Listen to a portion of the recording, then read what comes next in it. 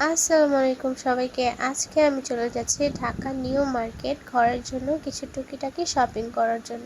তো এই তো রিক্সায় উঠে ভাবলাম একটা ব্লগ করে ফেলি আপনাদের জন্য। আর এই জায়গার ভিউটা আমার অলওয়েজ ভালো লাগে, তো এর জন্য একটু ক্লিপ নিলাম আজকে, যেহেতু ব্লগ করতেছি এর জন্য।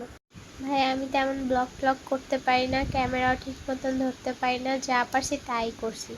তো এই তো আমি মার্কেটের ভিতরে ঢুকছি, মাত্র ঢুকলাম।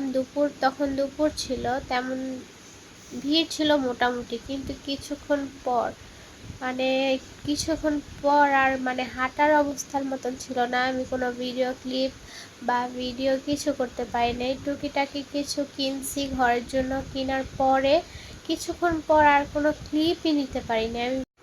আমি ব্লগের কথা ভুলে গেছি।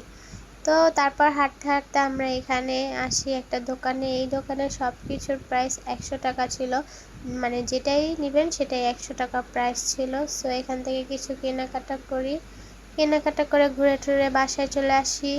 তো এই তো ইফতারের আগেই বাসায় চলে আসছি। এটাই ছিল আমার ব্লগ কোনো রকম আর কি।